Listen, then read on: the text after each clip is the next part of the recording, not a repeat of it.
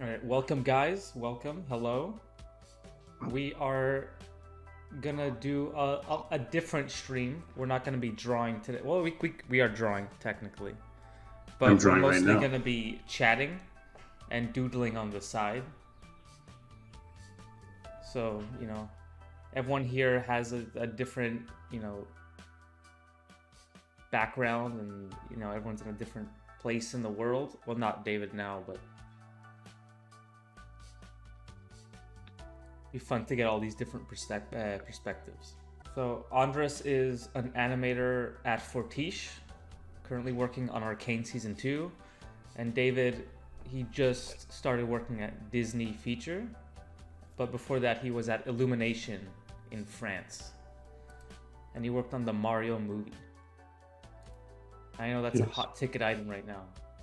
The Mario movie. Oh yeah. According to my work emails, it's made over $900 million. Apparently it's over $1 billion now. That's absolutely insane. I don't see where that number is, but that's what headlines say, so I don't know, maybe they have information that I don't. $1 billion. Oh my god. Well, clearly Illumination is the favorite child of Universal. I don't think this movie has made $1 billion ever. But we have the heart. I think Shrek 2 has some kind of record, right? Shrek 2? I don't think it reached $1 billion. I believe so. No, I don't think it reached $1 billion, but it holds some kind of record for an animated movie in terms of box office. It's probably like best opening, maybe? Highest box office on like a random, like on Tuesday, June 3rd, Yeah, it's a record. For an animated feature involving an ogre, like they always do that. They always have like random ass records like that. Oh, it made $930 million. Damn, we were so at that time, that's actually really impressive. So technically, Shrek 2 made more than Mario. If you adjust for inflation. People like Shrek. So David, how's the move been to LA so far? How's your... He just had his first week at Disney. How was your first week? It was pretty cool. Lots of orientation stuff and whatnot. It's like cool being at a studio that has like a cool building, basically. Because Illumination, Illumination is a good studio, but the physical location of it isn't like grand or anything like that. Like, it's just a building. But with Disney, it has like a hat in front of it, right? Yeah, they call it the Hat Building. Oh. And then across the street, they have a bunch of like live action stuff and movie sets and whatnot. Oh, interesting. Happy to see you stream earlier in the day. Yes. Yo, did you meet anyone? Hello. Oh, Snug. Yeah, have you met anyone famous yet? Have you met any famous animators? Well, so since coming here, like kind of 3 people already, because as I told you guys on my plane flight here, I shared a flight with ProZD. I wanted to say hi, but didn't really get a chance because he was asleep. And then should have woke him up. Yeah, no, just imagine, like, you're on a 5 or 6 hour flight, you fall asleep, and you essentially get the chance to like skip the flight and travel forward in time. Then some random dude wakes you up just to say hi. Yeah, he'd understand. Yeah, it wouldn't be good. No.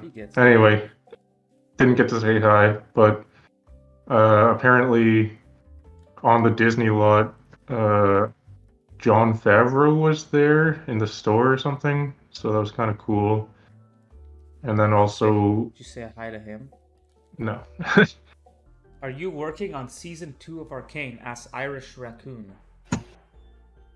Yes, I am. We are busy working on it still. I know it's taking a long time. It has taken a while. Are you working with a mouse, David? Yeah, I just have a mouse on my laptop. It's pretty Yeah, impressive. thanks. Take your time. Yeah, take your time. It's gonna be good. Thank you. Yes, we're trying to, but yeah, I mean, I think Riot and Fortiche have been pretty good with respecting that the quality takes time. So it's one of the nice things with the company for sure. Make Echo merchandise. Actually, you know what? Like we all want like merchandise and art book stuff to come out, like, you know, because like especially since we worked on it, like, and I mean the fans in general, everyone wants to buy stuff. So like we keep saying like, when is that stuff going to come out? But it's like, it's weird because it's not a movie, right? So I don't know how it works with like Netflix and Riot and all that stuff. I don't know how they're going to market all those things. And since it's tied to the game, I don't know if they're going to make like Arcane specific merchandise. I don't know, but it'd be cool for sure, definitely. They should. That would sell well. Yeah, I mean, I feel like it would definitely sell, so I don't see why they wouldn't do it. Maybe it's something they're thinking about after season 2. I don't know. Didn't season 1 take 8 years? Did it?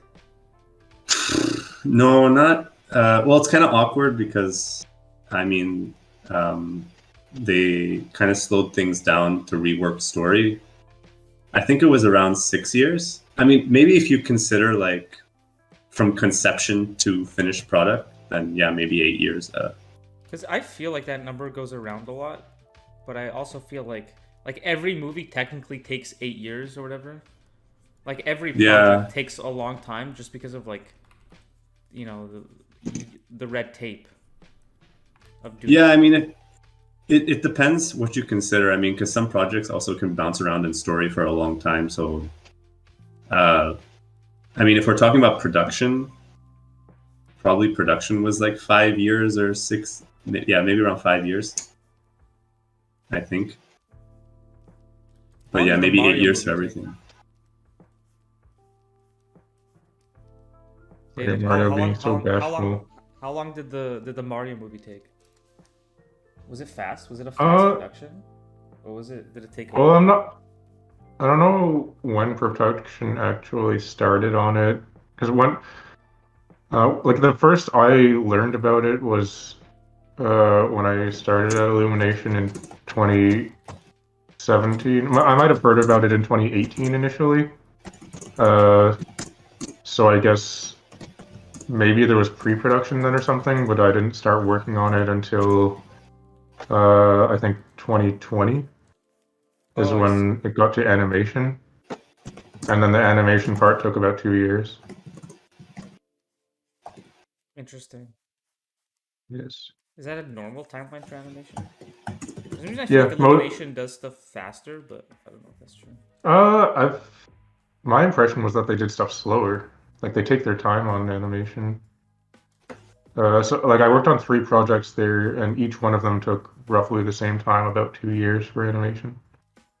True. I just know they release. I guess they just have a lot of money to like pay animators, so they can make a lot of movies at once. Because I feel like DreamWorks, they're making like we've released like I think like 1 or 2 movies a year or something. Maybe less. Maybe 1 movie a year. Oh.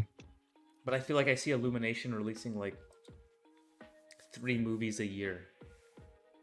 Well, the whole time I was there, they had multiple projects going on at the same time. Like I would be able to choose which project I want to work on. True. Yeah. Yeah. Wait, Illumination doesn't do art books? I was so happy that they did a Puss in Boots art book. Yeah, I mean, art books, I mean, it'd be nice to have art books for any movie, you know, because, I mean, even whether, like, how well the movie does or not, like, there's always, like, so much art that goes into it. It'd be nice for people to be able to see it. Yeah, for sure. I think it's just good for morale. Even if you just give it to, like, the employees, just seeing your art in a book is... I think it's really good motivation. I'll be right back. Designing a new character on the spot right here. Don't steal it. Who is this guy? What is his story? He's purple. He has no hair. He has eyebrows though. Hmm. He's surprised at something. Do you like my character I drew? Yeah, he's very cool. Yeah, I thought so.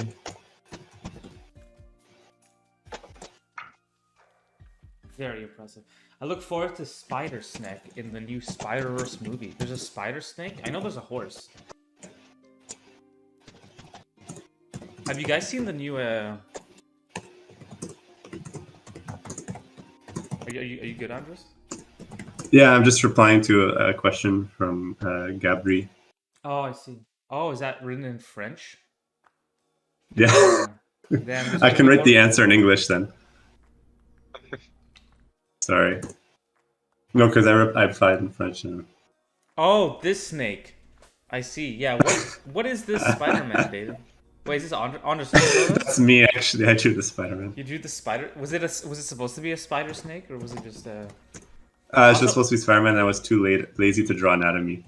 All right. Doing like the upside down. You know what? Let's say thing. Spider Snake for this. Yeah. All right, people in chat. I'm just curious. What have you guys thought of the new Wish trailer?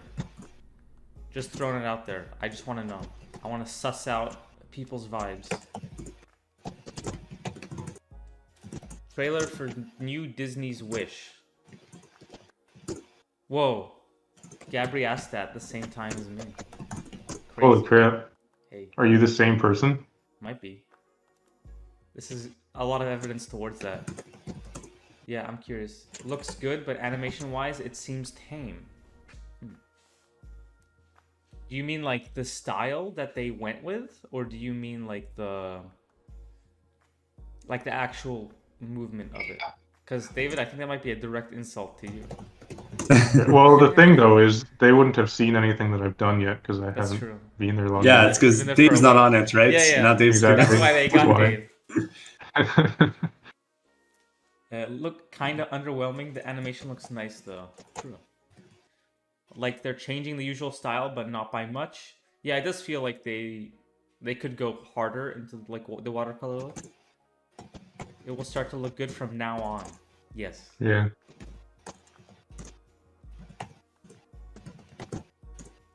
I wonder if the story is good. Because people have been like, movies aren't just their style, right? There's so much else that goes into a good story. I think Wish looks like a filter over CG rather than mixing it with hand-drawn. But I'm trying to keep an open mind for the story because people seem passionate about it. Yeah, the artists do seem really passionate. So I'm curious to see. I really love the backgrounds, like them trying to make it look watercolor, and the music that I've heard so far also sounds amazing. Yeah, I think it's just I really want Disney to kind of like let go of the Glen Keane style and try like something else, you know? yeah. So I feel like for the characters mixed with the backgrounds, I feel like I would have liked them to see something more different with the characters like they did with the backgrounds, you know what I mean? Yeah, I wonder if it's just because like that's their house style and they don't want to. They're scared to deviate too much from it. Yeah, I mean, people love it and they have their audience, but Yeah, I mean, it's risky. I get it, the especially movies when do well. So it's also thanks for the follow, Irish Raccoon. Appreciate it. It is risky, especially for. But I mean, they've done some. I feel like Strange World was a pretty big risk for them. It looked pretty different. What is it, like French comic style? I mean, I don't know. It was different for sure. Yeah, they definitely were kind of leaning more towards Sony cartoony in that movie, which was cool. Yeah, that's how I felt. It felt But, much more like Second. what's that, Hotel Transylvania? Yeah, like kind of close, but not exactly. Yeah, not that cartoony, but trying to get there. Yeah, which I didn't. Have you seen it? Okay, honestly, I haven't seen it. I've been missing a few of the latest movies actually. I also haven't seen it. Has Yeah, anyone here seen Strange World? yeah. Maybe the chat can give us a better analysis.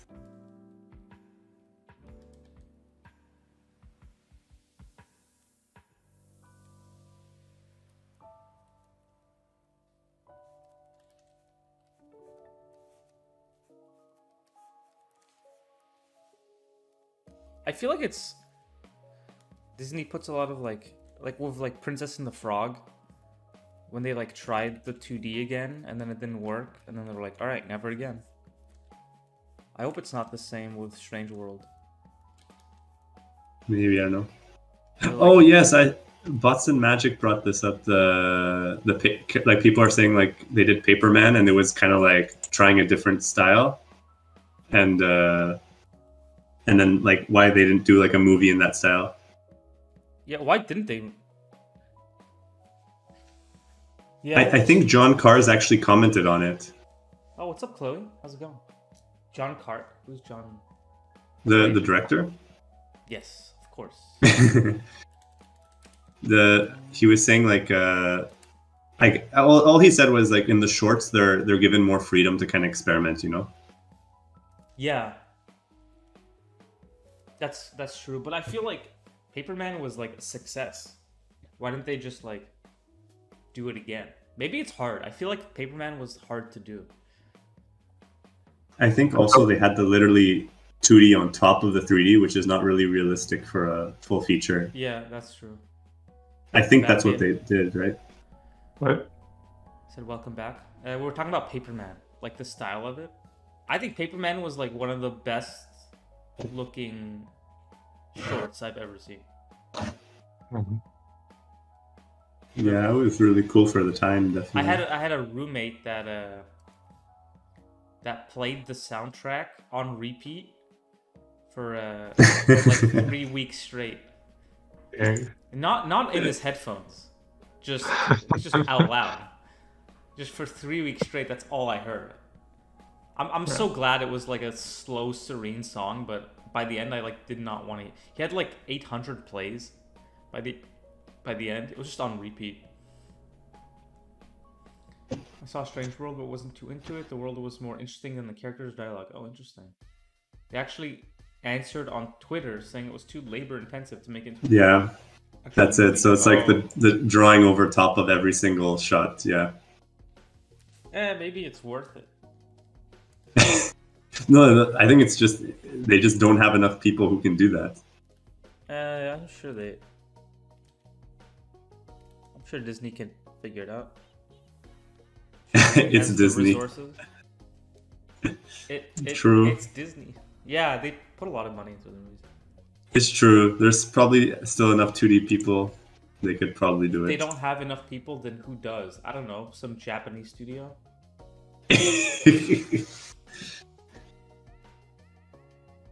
They're actually still doing 2D animation. France, probably. Oh, what's up, Daco? In a few years, they could just use AI. No, don't say that. Okay, I was for the Is it first the AI time, debate time? No, we're not debating it. But there was okay. So I was like, I'm a story artist. Like, can AI do storyboards? Which isn't a good argument because I should care about the illustrators too. But I did see this like character design of like, I think Princess Peach in like a really nice cartoony painterly style. And I was like, I wonder who did this. And I got fooled. It was like AI. And I was like, oh no, it's happening. I'm being fooled. And then that's the first thing that actually got me like really like, oh no, we're gonna be replaced soon, huh? I mean, in my opinion, like I think it's gonna be used a lot once they figure out the legal stuff. But the thing is, the AI takes art from the internet then interprets it, right? It steals it, so it can only create what's already been created, and then fuse it with other things. Whereas, like for example, like if there's like a realistic animated movie, they could probably do with AI, and it would be a bit floaty, but it would kind of work, kind of like rotoscoping.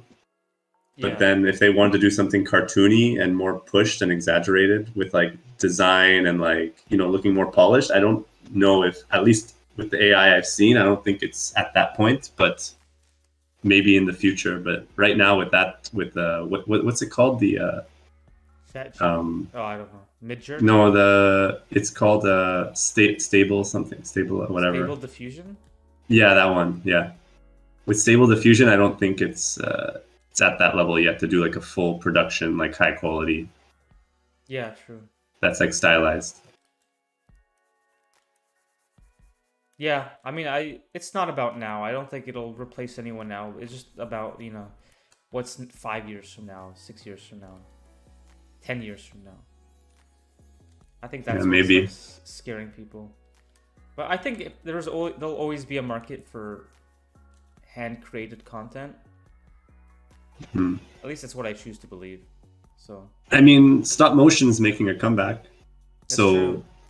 if stop motion can come back, why not? Like, What people are complaining about now already happened to stop-motion animators. They got replaced by like computers. Yeah. What's up, Cheese MC Dunbar? Welcome, first time chatter. Did you guys see that video game animated with embroidered I can tell who frames? you are. Embroidered frames. What is that? What are embroidered frames? Can you send a link? Yeah, I want the link. I want to see that. I'm very This curious. is something. You know which animated thing I've been really impressed by? The Teenage Mutant Ninja Turtles thing. Really? Yeah, that trailer really Ooh. was really cool. Yes, I really liked it. Like Mikros did it again. They pulled it off and did something cool. Was it Mikros? Yeah. Oh, I didn't know that. Damn. It's Canada? yeah. Or no, it was joint. It was with France and Canada's Montreal studio, I think. See. Did you guys But see it? I can show the trailer. Yeah, that's. Or should we look at this embroidered thing first? You can do both. You can look at the embroidered thing first.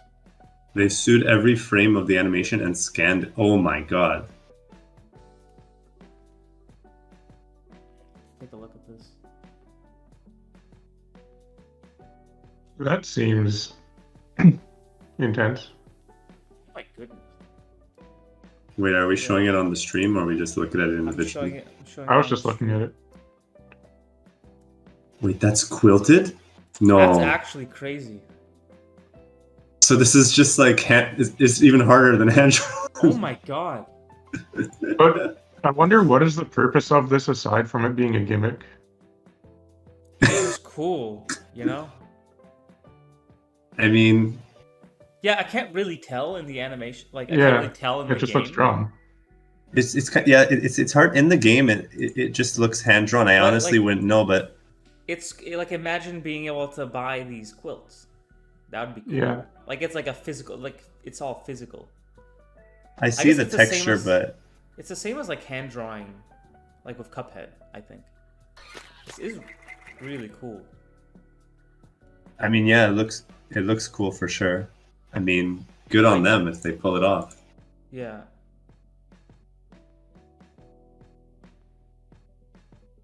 Huh. The purpose is getting 189,000 likes to your indie game. Purpose. Yeah, you know what? True. If you're looking for a game, like a way to stand out, this is 15 million views. All right, David. That's the point. Okay. Yeah, that's a good point. I guess it worked. Look, it's getting liked So who before are our we? very eyes. I mean, yeah. That's Who are we to actually- question with our 30 viewers?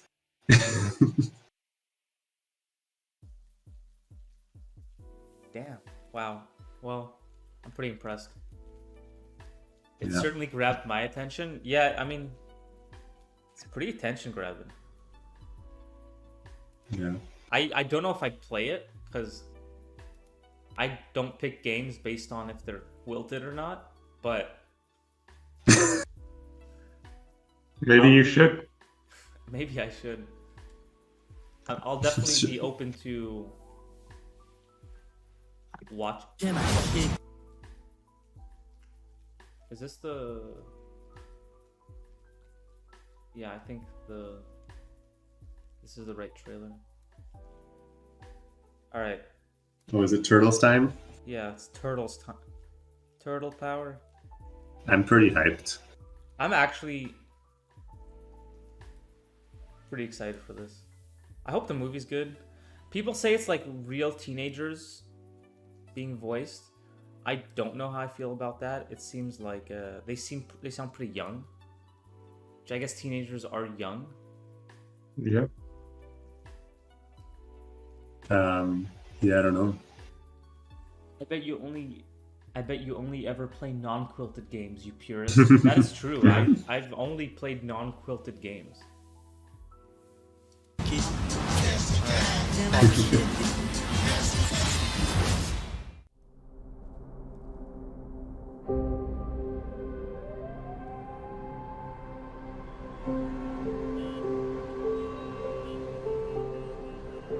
Permanent teenager. It's so cool, the painting.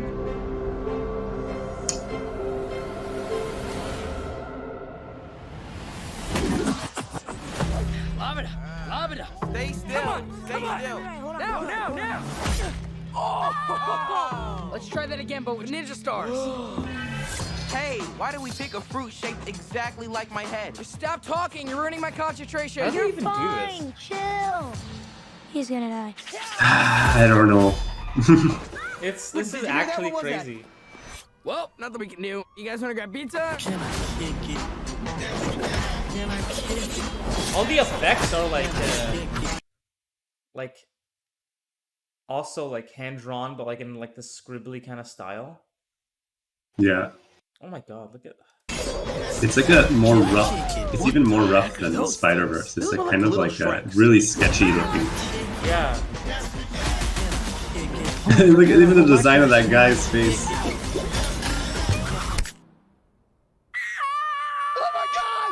my, I'm gonna be sick. Leo, what happened? Is Donnie bleeding? It was an accident. Mikey, watch out!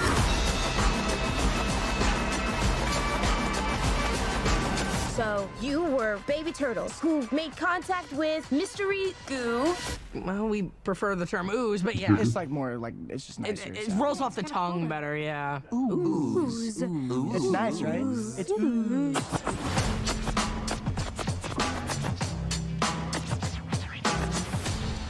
Jackie Chan. Yeah, that was weird. Post Malone also. They definitely sound like teenagers. Yeah, maybe I just haven't been a teenager in a while. Oh, Jackie Chan's Splinter apparently. Oh, That's perfect. Does look pretty cool. have you seen a game called Dordogon Thantis coming soon? No, I have not. Let me look that up. Let's take a look at that. I did see a watercolor game being made by someone. This is not What coming up. in Paris? Andres wouldn't know. Yeah, I wouldn't know. I'm in actually Montpellier, which is the other Fortiche studio in the south of France. So, David, this is probably a question for you. Yes. I feel like it's similar to living in any other major city. Like, it's where all the tourists go and whatnot. So there's lots of stuff to see. If you're into that kind of thing, there's always activities to do. But then on the other hand, you do have the issues with crowding and noise and whatnot. So it's cool, but depends on what type of person you are, I guess, how much you'll enjoy it. Did it smell like pee? Are the rumors true? I actually didn't notice a smell, no. There's a lot of water in the streets. Like, I guess it's some kind of system that they have set up, but notice a lot of the time in like the gutters or whatever, there'll be like a huge stream of water going by. It's kind of cool, and maybe it keeps things clean or something. I don't know what it's Oh, for. it's like intentional water. It's not just there was like Yeah. puddles everywhere. No. It's kind of what I assumed. I assumed there's gonna be There's gonna be puddles. Okay, yeah. If they could make a movie that looks like the Teenage Mutant Ninja Turtles, they could make a Paperman. Yeah, I mean, Yeah. they do it. They don't do it the just kind of like cut and dry way of just drawing over top. They just can create it through CG, like they did with Turtles and with Spider-Verse, kind of. I think they should do that. Yeah, it'd be interesting. All right, David. I don't know if it. What sorry. would you rate the croissants in Paris? They're good. Like, so the thing is, the pastries there are they're very good, but at the same time, you can get good pastries other places too. Like I think I was telling you when we got together last weekend about this, how the pastries that we ate were, to me, just as good as the ones Oh, that were in Paris. from Porto's. Yeah, like that cheese. That Oh, cheese thing was good. It was good. Porto's is good. Turtles is pretty top tier. I have to admit. Yeah. But the thing with Paris is that like you can be pretty much anywhere in the city and walk like 10 steps and be able to get that because there's a bakery literally everywhere. True. So it's much more accessible. Accessibility. I think And that's the big it's quite thing, cheap yeah. too. The pastries are very affordable. Hey, Porto's also affordable. I'll stand by that. Yeah, I think I agree with Dave with the accessibility in France. That's why like it's such a big deal because they're everywhere and they're all like almost all really good. Okay. I have a question for both of you guys. How often did you actually see someone holding a paper, like a brown paper bag, with a baguette With the sticking out baguette? of it? All the time. Really? That's not yeah, that actually happens. I did it myself. Yeah. Really? It's And just it's just what you do. Yeah, and it's not like not even just holding it in a paper bag. You'll see people like just eating a baguette, like they'll just rip a piece off and eat it, or what I would just bite into it as I'm walking home. That's Yeah, crazy. yeah. You just eat the bread. You don't The need thing anything is, with it. this is real bread. Like if you don't eat the baguette within 2 days, even after the first Yeah. day, even like it becomes like a rock. It's not edible anymore. Yeah, baguette Yeah. is like the fastest burning. It burns bright but fast. I don't think I've seen a Yeah. single other bread that lasts as little as a baguette. And what you got to do is you got to go in the morning when they just come out of the oven, so they're fresh, and you eat it on the way home. I'm not doing all that. Is it weird to hang out with a baguette? Yeah, I guess so. And I guess what? it's not. Porto's is not your average bakery. Now I want some. Baguettes be fattening, yo. You're right. It's something that I've said many times before that kind of confused me is how I noticed in Paris anyway, it was very rare to see somebody who is like out of shape or like noticeably fat, but at the same time, like the whole thing with their food is that you eat bread and cheese and drink wine. So it just doesn't add up to me, but there must be reasons. Probably eating less. I think it's that it's eating less, yeah. And also, I find like on general, like food quality seems pretty. The food quality seems pretty like good in general in France and Europe, and from what I found, it's just like a food culture. It's like people are really like intense about food. Smaller portion Yeah. sizes and walk more. Yeah, that's true. Smaller portion sizes, but at the same time, it's not uncommon to just sit there and eat a whole baguette, which I did. Yeah, fair. How'd we get on baguette only conversation? Yeah. Did you know that baguette is not just the word for bread? Like it describes the shape of the bread, so it can be used to describe other things.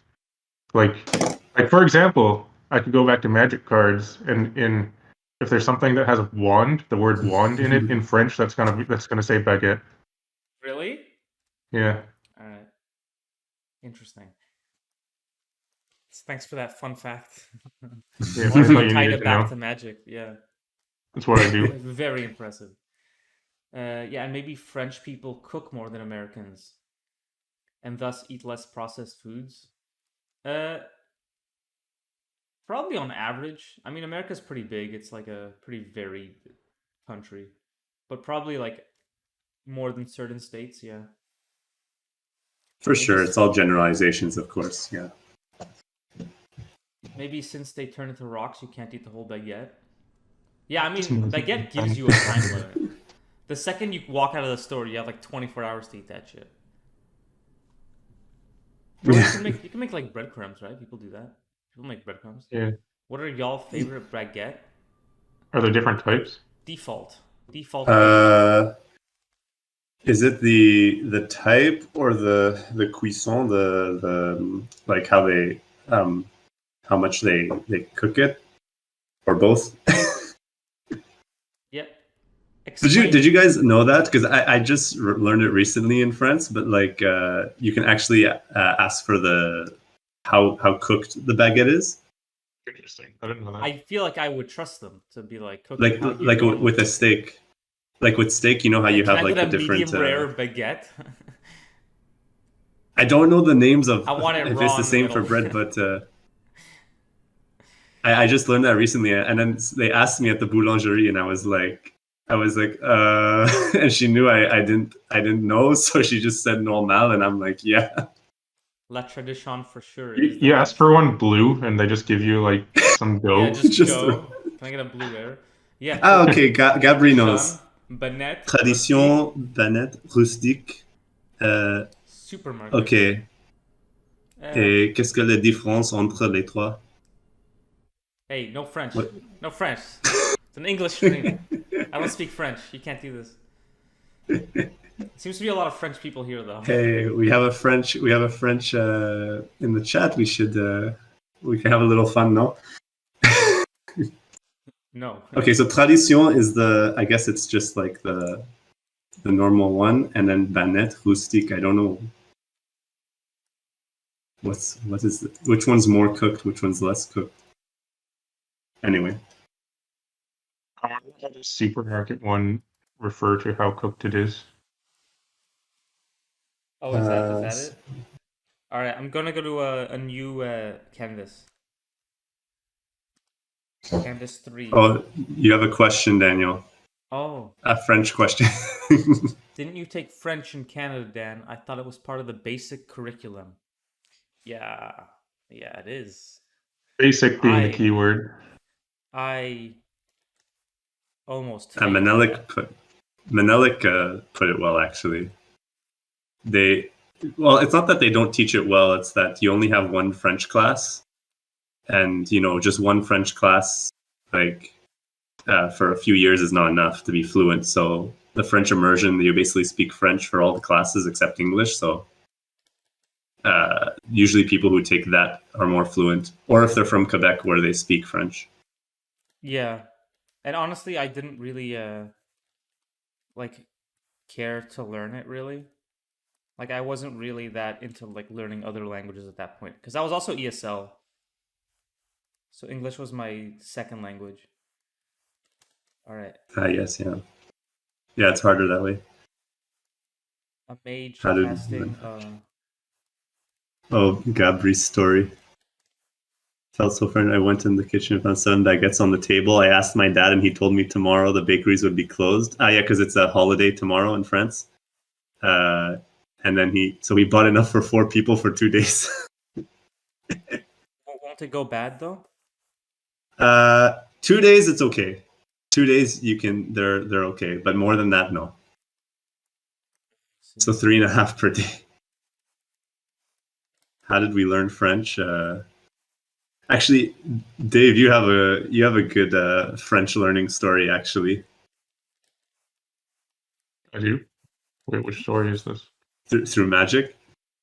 Oh, yeah, that actually helped quite a lot because, like, I wanted to go play Magic at the game store, but obviously people in France speak French, so we would play with French Magic cards.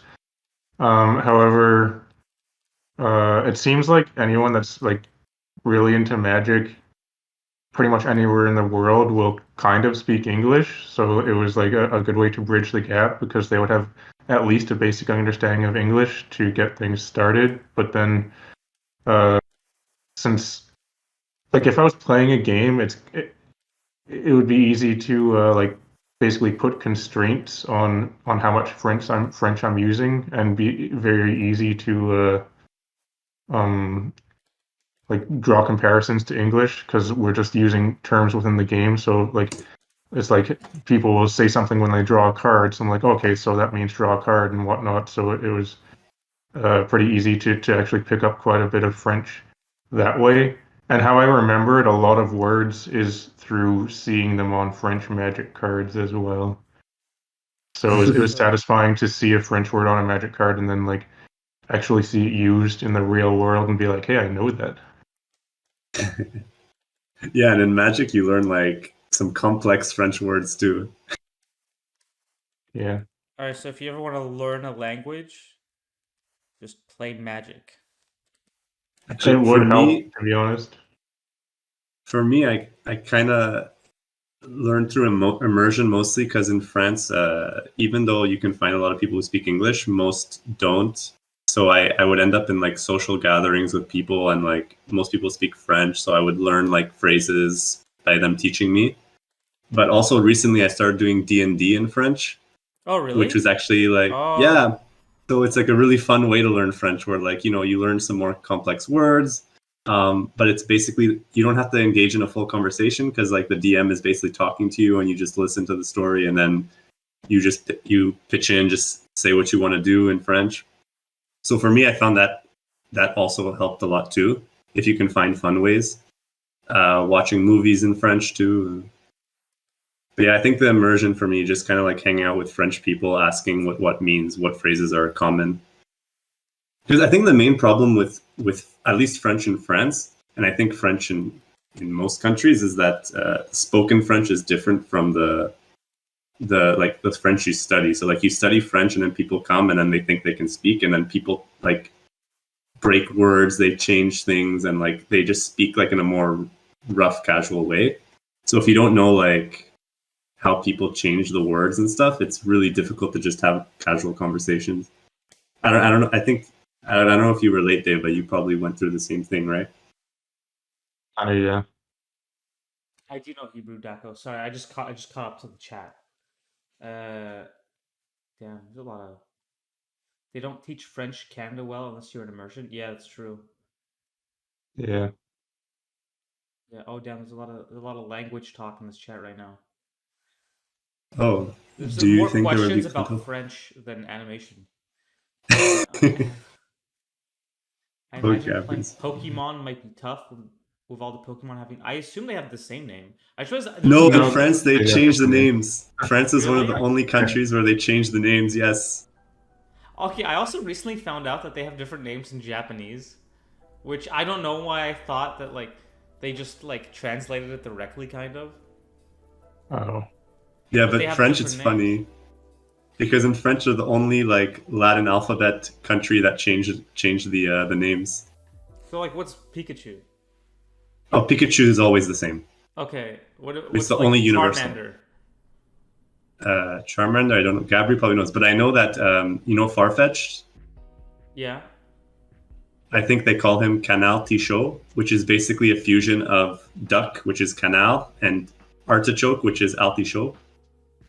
But the funniest part is that he's not holding an artichoke. Yeah.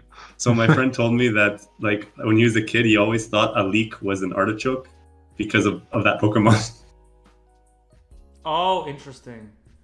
Yeah, it's crazy that that's the only Pokemon that comes with his own like seasonings. Oh look, Jigglypuff is Rondoudou. That sounds pretty French. Yeah. Rondoudou. Yeah, it's That's so cute. That is pretty cute. I think, you know, Jigglypuff's also pretty cute. Yeah. Rondoudou I accept both versions. Yeah, they're both cute. All right, anyone have animation questions or storyboarding questions or? How cooked do you think that baguette is that your person's holding? I think it's like a medium well. It's a little like it's. No, you have to Like- use the terms. You have to use the terms Gabri told us, either banette, tradition, or rustique. It's rustic then. Hunter's Japanese name is Ghost. Just like the English word ghost. That's pretty funny. They like thought that was cool. I think in Canada that would definitely reach Ghost. a lot of people.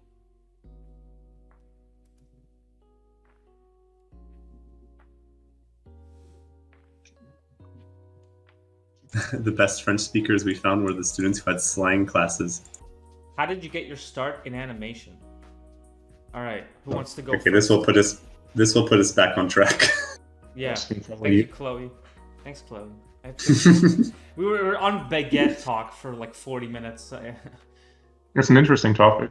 Baguettes? It can get pretty in depth. One sec, I'm gonna grab some water. Be right back. Okay. Should we wait for Daniel to come back before we tell the stories? Oops. Well, first we need to know who's the question directed towards. I would assume that it's towards Dan. True. Chloe, do you want to hear it from someone specific, or All of us went to school at Sheridan College. where did Dave go to? Oh, yes. Any advice for Sheridan? To all the guests.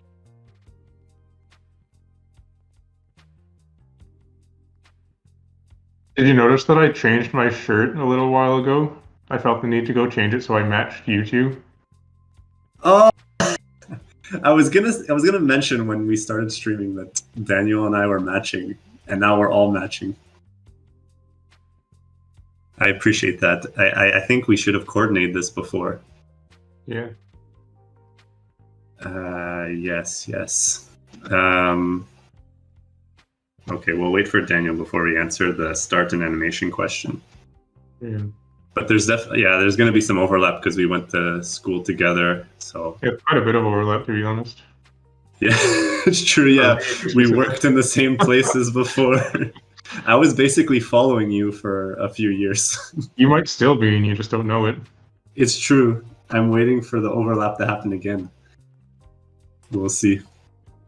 I was saying to Dan that I feel like at some point in the future, all of us are going to work at the same studio. Yeah, I mean, with this industry, it's kind of I'm swapping to water. it's kind of almost inevitable, you know. Yeah. Okay. So we were just talking about how our shirts are matching now, thanks to David. Yeah. Oh, did you swap shirts Yeah, I changed my shirt to match? to match you guys. Oh, I just realized my shirt's also like Yeah. blue. Damn. All right. How many students from Sheridan do you know at work? Wait, there Wait, were other questions we- before that. Let's answer the First in, last out. how did you get your start? That's for all three of us Yeah. apparently. Okay. Any advice for Sheridan, for Gabri, and then then we can answer the how many students. All right, David, you go first. How did you get your start? And then after that, like, how did you get your start in like Illumination, then Disney, like?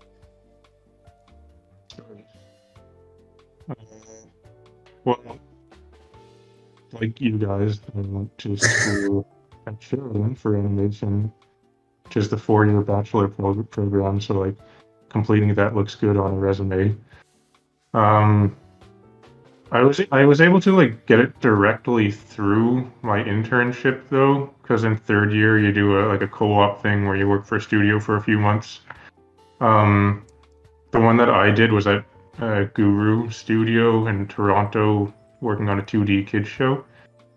So I was there just as an intern for the summer, but then when that ended, they asked me if I wanted to just like keep working there. They wanted me to essentially like to not finish school, but I asked like I wanted to finish school, so I asked if it was something like in between that I could do. So they said I could keep working, I think 2 days per week or something. So I stayed there throughout 4th year and just worked 2 days a week at the studio. So then when I graduated, I didn't have to look for a job. I just like switched to full time at the job I already had. so it was a very smooth transition.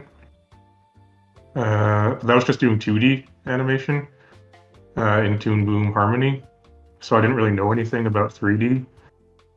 So obviously there's stuff in between then and now. So I did 2D animation for like 2 years or something, and I was able to learn a bit of 3D animation by going on one of the 3D productions they had there. It was a simple kids show, so it was like easy to learn. But it's that like that using that in my demo reel wouldn't be enough to get a job at a feature studio. So I did a feature 3D animation course at iAnimate. I think that was like 3 months long, and through that I was able to get like a decent enough demo reel to be able to get hired as a crowd animator at Illumination. So I went there and did crowd animation for about 3 months until they decided to switch me to main. So then I was just like a main character animator on a feature production. And at that point, like with that experience, it's kind of enough to potentially get a job basically anywhere. So having that experience, I was able to get this job at Disney that I have now. Because I was at Illumination for like almost 5 years, maybe actually it was about 5 years. So I worked on 3 productions there, the most recent one being the Mario movie. And yeah, so I did that for a while, and now I'm at Disney. Would you say Mario movie was your favorite movie yet to work on? It was by far. It was a really cool production to work on. Like when it was, because I was saying earlier that it was announced like just when I joined Illumination, and even then, like what I was thinking to myself, like it would be really cool to work on that, but I don't know how long I'm going to be here, so I don't know if I'm actually going to get the opportunity to. But I did end up being there long enough to get to animation, so I animated on that for 2 years, and yeah, it was a pretty awesome project to work on. I would definitely work on another Nintendo movie. Chloe asks, what were the other productions you worked on at Illumination? I started on The Secret Life of Pets 2, and then I was also on Sing 2, and the third one was Mario. I animated one shot in Minions 2, just because I needed help, so they took people off of the Sing 2 production for like a couple of weeks to help out on it. Oh, true. So I did one shot in that. I don't think that I got a credit or anything for it. Yeah, I think you have to work like 3 months or something to get an official credit. Yeah. Did they make you like play Mario? No. Like, was there any like, I don't know. I feel like they're like, hey, beat Mario like Galaxy, or like, what's the new Mario called on the Switch? You mean Mario Odyssey? Yeah, they like beat Mario Odyssey before you can. If you don't beat Mario Odyssey, you can't work on this movie. That's what I would think do. based on the movie references, you need to really play Mario Kart. That's what I'm saying. Yeah, Yeah, well, well, Mario Kart. I hadn't played a Mario game in a long time actually, but I feel like it's almost just understood that like everybody has played a Mario game at some point. However, one of the first shots that I worked on the Mario movie was near the beginning where Luigi lands in the like spooky forest area. So to kind of like get in the mood for that type of thing, I watched like a playthrough a bit of Luigi's Mansion, the original one, because I had never played that game before. I was wondering because that's like it's a very specific reference. You can't just be like Luigi looks scared. Like there's a very specific like Luigi Mansion like scared pose, right? Yeah, like I assumed that it had to be referencing that game. Yeah, it's crazy. I thought that they would tell you, be like, make sure to reference Luigi's Mansion, but you just figured it out yourself. Yeah, well, it's kind of like I assume that must be done on purpose. I feel like whenever you figure something out for yourself, it's more satisfying than it just being laid out for you. Oh, interesting. They're giving That's you just guys what I little, think. they're giving you guys little puzzles. Yeah, that's what I would do. Why doesn't everyone who worked on a production get a credit? That's a good question. I don't know. Maybe it's to limit the amount of people. Because I worked on Puss in Boots 2 for like 3 weeks. I didn't get a credit, but that kind of makes sense. Like I don't think I contributed enough, but I guess I don't know. It's weird because even if stuff hits the screen, you still don't get a credit.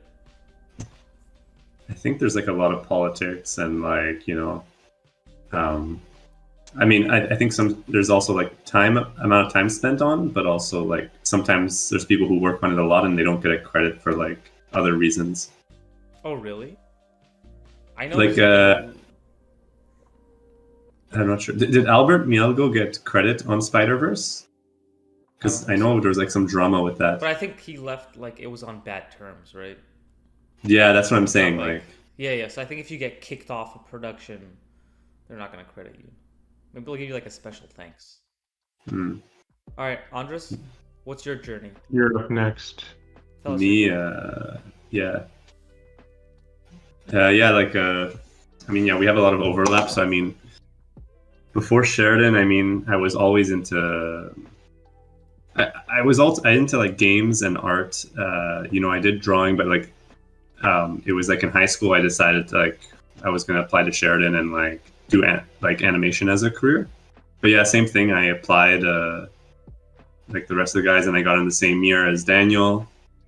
We were in the same class, and David was the year ahead. Yeah, and then I mean, in Sheridan we did mostly drawing. It's not until the later years that we kind of pick a focus, and then people shift. But me, I'm kind of the same as Dave, where I was only doing 2D. I didn't start doing rig stuff as much as Dave early. Because Dave, you did your film all in puppets, right? Yeah. Yeah. Me, I was like stubborn and like I didn't know puppets as well, so I did it hand drawn. So yeah, I did only 2D, and then I got hired at the same studio as David and Daniel at Pipeline Studios, which is in Hamilton. You skipped the Guru part. Right, yes.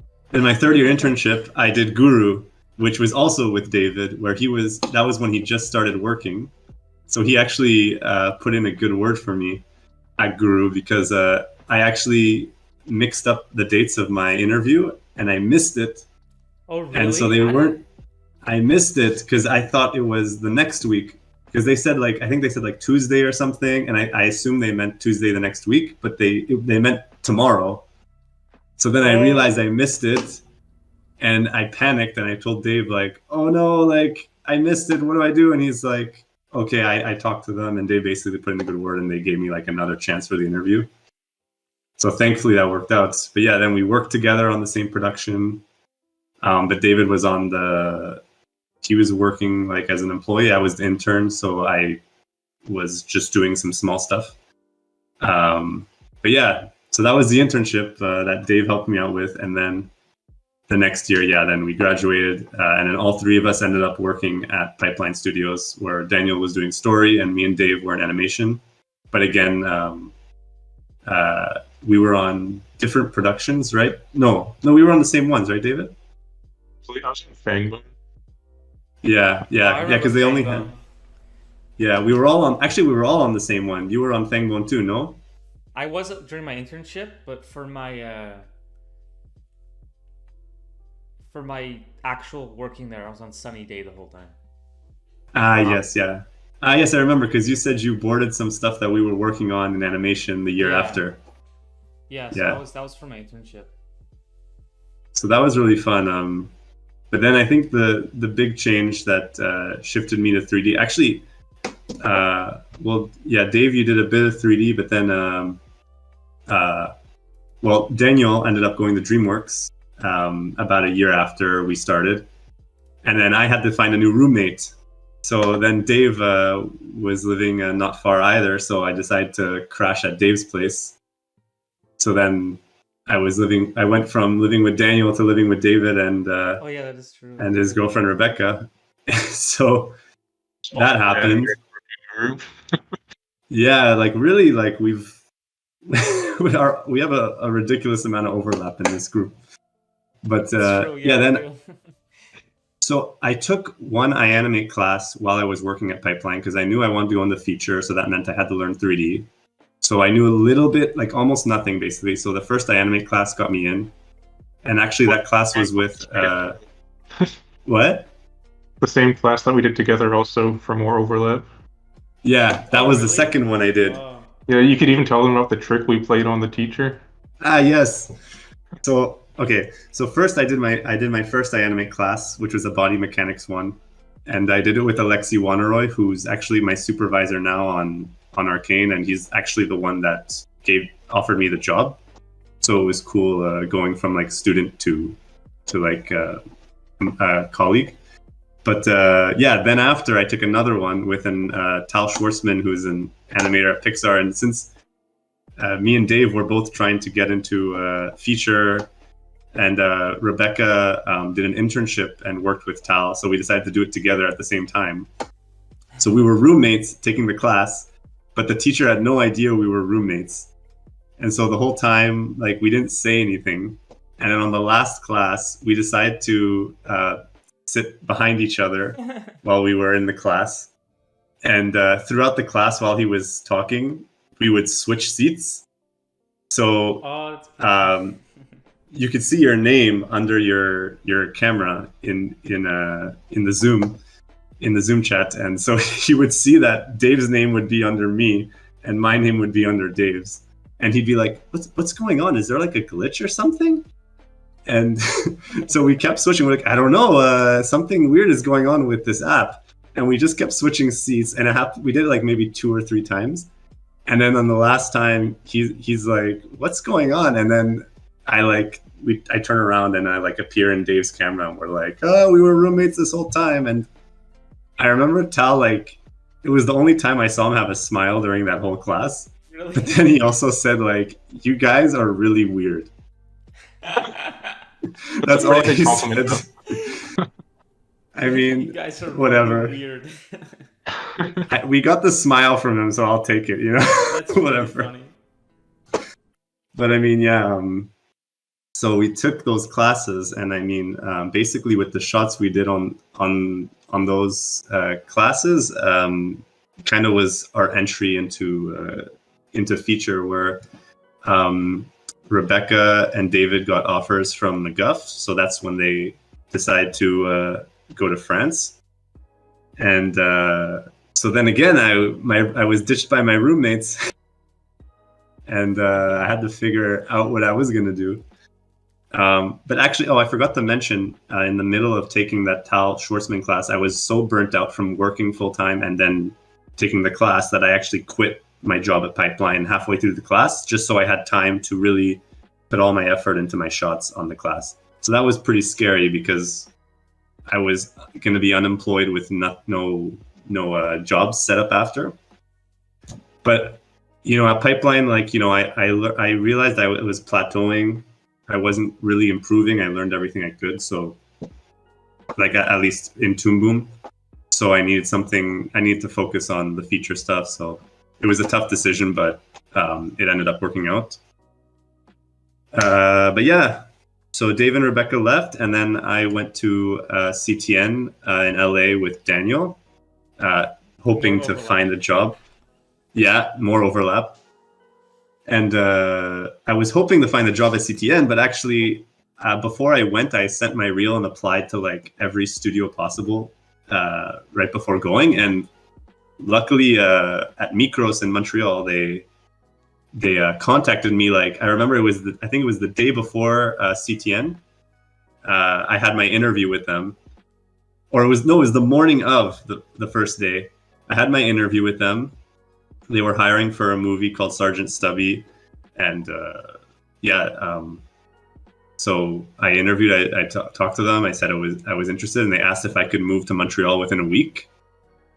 And then I said yes, of course. I'll take whatever job I get. I mean, 1 week to move is a bit tough, but I said yeah. And that night they sent me the contract because I think they were desperate. They were wrapping up the production. So yeah, I took it and went, and yeah, in a week after CTN, I was in Montreal. I think I remember that. I remember getting like the contract and having to like figure it out there and then.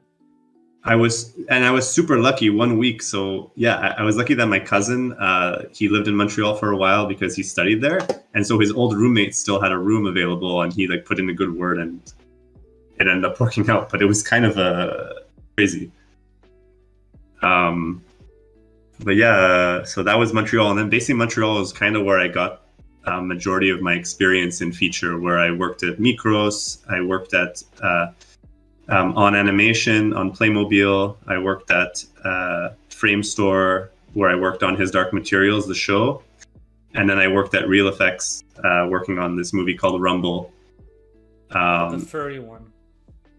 Yeah, the furry wrestling movie. If you want to see furry wrestling, yeah, it did. It finally came out like I think like last year or something. But it was straight to streaming though. Oh, true. Yeah, that makes sense. But yeah, like Montreal was great because I got to try a lot of different studios, a lot of different styles, and like the level of talent there is super high. So I learned a lot. But yeah, and working in feature and VFX was a cool experience. But then after, so while I was working at Real Effects, I actually had a permanent contract, but out of nowhere, this is actually right when COVID happened. We finished the movie remote. I got contacted by Alexi, my teacher for my Animates, who was in France working on the show called Arcane, which I knew about League of Legends, and I saw the trailer like years ago, and I was like, it looked cool, but what happened with this project? And he just said, yeah, we're putting together a team in the south of France. I'm in charge of it, and I'm looking for people to finish up the season. And I was skeptical because I was already in feature, and you know, usually between feature and TV, like people always prefer feature in terms of quality because you get more time, you can push it. So it's usually people try to go from TV to feature than the other way around. But you know, he showed me some of the animation, and I looked at it, and I'm like, okay, League of Legends is really cool, and the style looks unique. I haven't seen it before, and so I'm like, and I've you know, I know Alexi's a really like experienced animator, so and I trust him, so I'm like, okay, this seems like a cool production. He told me the quotas were 5 seconds a week, which is really, really low for TV at the time, at least. So yeah, I took a chance, like, and decided like, okay, like, and I also wanted to travel, you know, outside of Canada, so I took a leap of faith and took the job, even though it was the middle of COVID, and yeah, the rest is that. Went, stayed on the project. Yeah, I've been working there since. Nice. There's the There long is a lot story. of overlap. That is. Someone asked, I don't know if Ghost Latila, if you're still here, do you have any advice for a 1 week film? I'm in the last 24 hours. I mean, I hope you're almost done, man. Because you're 6 days in. Advice for... I've never made a 1 week film. I've made 24-hour films. Advice, I guess, just don't care about quality at this point. Just get it on the screen. Yeah. If it's the last 24 hours. Yeah, you kind of have to... You have to kind of really take your deadline seriously and make cuts where you can. Put on 8s, 16s, I don't know. Yeah. Holds. Do as many holds as you can. And also, Gabri said he did talk about it on his website, but Miguelo still doesn't know why he got laid off. Interesting. I've heard other things. Okay. I've heard other things. So, that's Oh, I think Gabri also asked about Sheridan advice. Oh yeah, but I'll say, I guess I'll first answer the... I mean, I feel like everyone here knows how I got my start. I don't know, do you guys still want to hear that? Give the abridged version. Yeah, I can give the abridged version. The abridged version. Oh, what's up? What's up, Bailey? Oh yes. All right. It's the story artist version. How's it been, Bailey? Have you been? So I also interned at a studio that I worked on. I interned at Pipeline Studios in my third year, which I think personally at that point it was a great experience. I loved Pipeline for that internship. And then right after we graduated, I wasn't planning to go back to Pipeline. I was planning to go to a different studio that, you know, maybe did more like feature work or like, you know, cooler TV shows like How to Train Your Dragon and stuff like that. But pretty much every studio offered me like an animation position instead of story, which was a bummer, but kind of my fault because I geared my film very animation heavy. So Pipeline is the only one that like kind of knew me and trusted me to do like storyboarding right out of school. So I took a storyboarding job fresh out of college, which I was not prepared for. I honestly recommend going into like revisions before you go into storyboards. I was in for like a really bad wake up call. You remember, Andres, that first couple of months. I was working like 16-hour days. It was brutal. You were full on depressed. Yeah. It was really hard to watch. Shell of a man at that point. Like I even made jokes at you on the car ride to work, and you were just like, please stop. You were just like, let me be miserable. Because I had just finished working, like at 2 a.m. Went to bed, woke up, being like, all right, time to go to work. Oh god, yeah. So that's why I don't recommend going in straight to boards. That was a night. Don't do that. Especially like so Canada is more service work. So in the US, there's a lot more leniency and a lot more, if you work for the studio that actually owns that brand, there's a lot more leniency, and you get a lot longer schedules, and you know, they're not as intense about it. But if the studio relies on that board getting in on time, then they're much more, you know, strict about deadlines, and you know, they give you much smaller timelines to finish stuff. So that was a very stressful experience. So I knew I had to get out of there, not because Pipeline itself was a bad studio, just because I didn't like the project I was working on that much, and I was really overworked. And then me and Andres took a trip to CTN because we had wanted to, like, all of college, and this was the first time we basically had enough money to go. So we went, and I knew that first day I went there, I'm like, all right, I'm gonna do everything in my power to like swap over to feature. What year did you go to CTN? What was it, 2017, 2016? We went 2016, 17, probably. I feel like maybe 18 as well. I feel like I've went every year until COVID. I'm pretty sure it was at least. Well, you probably went more than me because you were there. But I remember 3 times. Yeah, I think 3 times.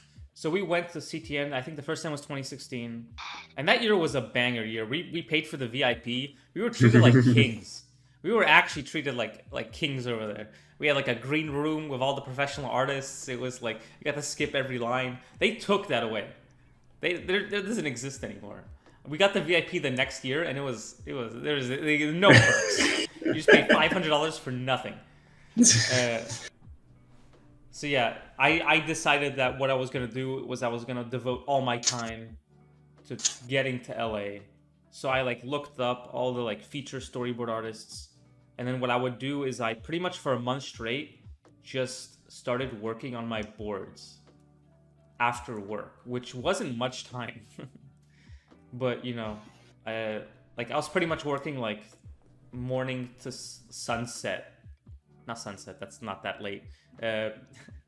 Till like maybe 2-3 a.m. every night. I mean, you basically just worked and slept. That's pretty much all you did. I would take for like a couple months. Yeah, I would take like a 30-minute break between coming back from work to starting like working on my personal stuff. So, but you know what? And then I applied for I remember applying for the Blue Sky internship, and I made it past one stage, but then they didn't give it to me, which I guess is a blessing in disguise now, knowing how that turned out. Because Blue Sky no longer is a studio. Unfortunately, yeah. Yeah, I mean, that sucks, but like, you know, I guess I couldn't have known. I still probably would have taken it if it had been offered to me. But then like pretty much a week later, DreamWorks emailed me asking me if I wanted to like be a trainee. And then I basically said, you know, obviously yes. And and then I've just been here for the past 6 years. But yeah, there was 30 days where I dedicated my life to just being like, I need to reach this goal. I'm gonna do whatever it takes, and I just put in like 8 hours a day of like, portfolio work, and it turned out, luckily. Yeah, you definitely worked for it, man. Yeah. That's my. I mean, for me, it happened pretty fast. Like, I think people, but everyone's journey is different. Yeah, I mean, yeah, there's lots of different ways. This industry is kind of, it's also changing a lot. So, Yeah. That's true. what people are going to go through, like in the next coming years, is going to be completely different than what we went through, and same thing for the people after. What did I do to improve my portfolio? What did you do? Yeah. So basically, I just like referenced every artist. Like, pretty much, I looked up all these like Disney artists, like DreamWorks artists, Pixar artists, and I pretty much almost like emulated their style. Like, I was like, this is how they do shots. This is like the cinematic. This is the camera angles they use, like the types of toning they use, the type of acting they use. I kind of like almost, I wouldn't say copied, but I kind of geared my portfolio to the job I wanted. Well, before it was kind of more, I would say I used to draw more kind of like old school like 90s Disney type stuff, kind of more flat staging, kind of simpler. I didn't really push my shots, so that's what I was focusing on, is basically just filmmaking and making it feel as featurey as possible.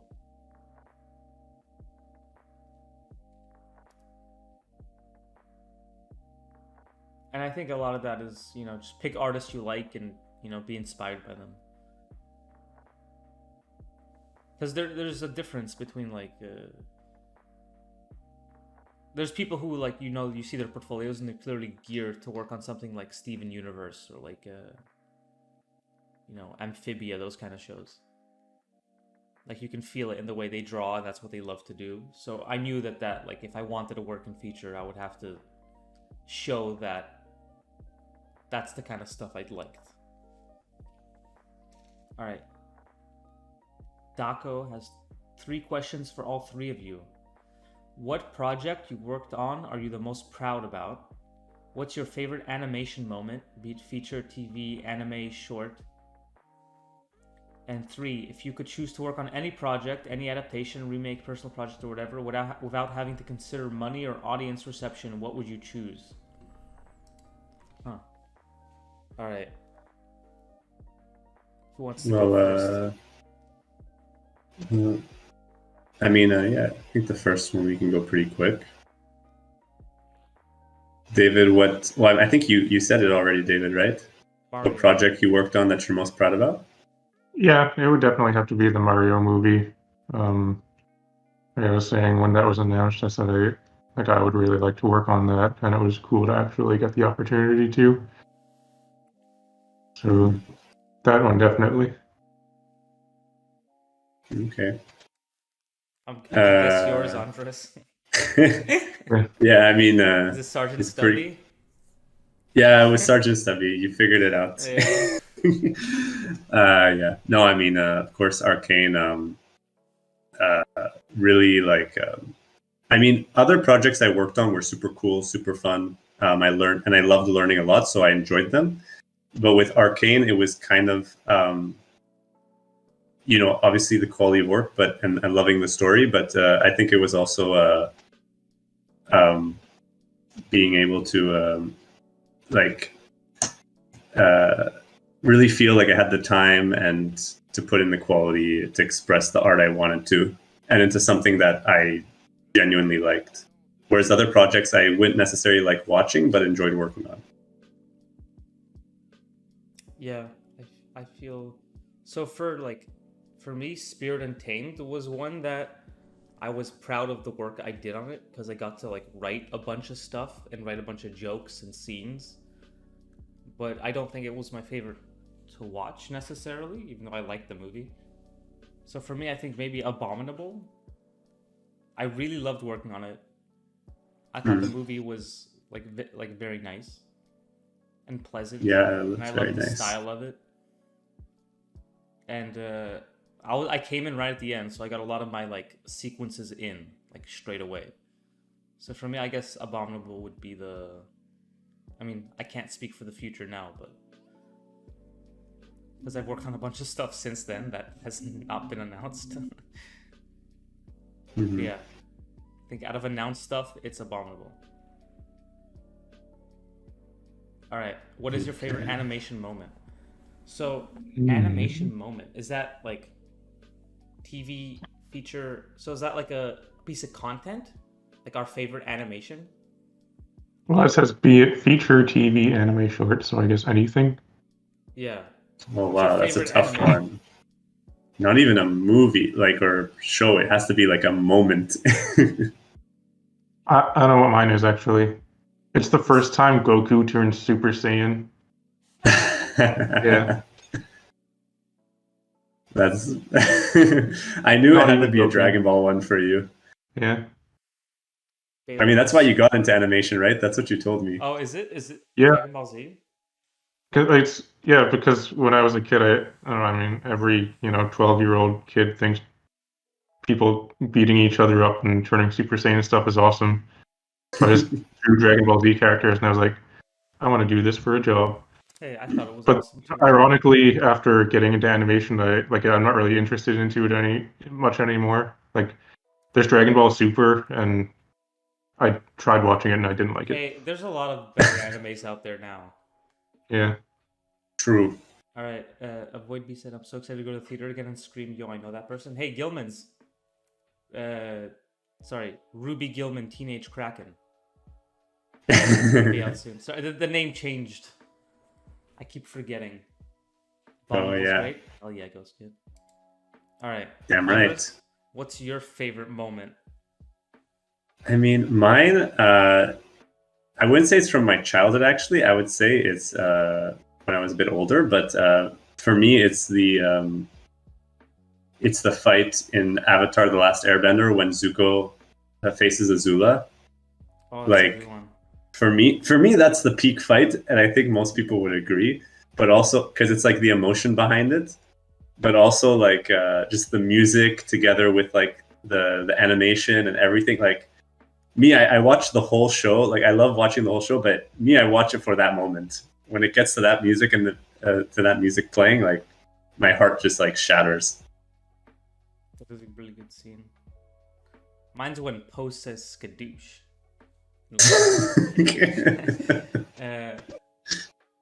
I'm wondering if it probably is How to Train Your Dragon.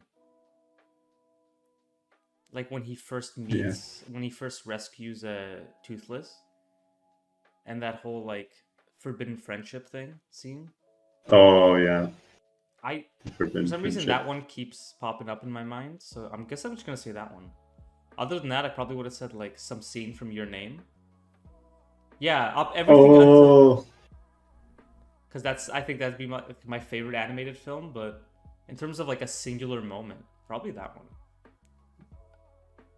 I love how all of us had basically, well, I guess Avatar doesn't count, but like anime influences.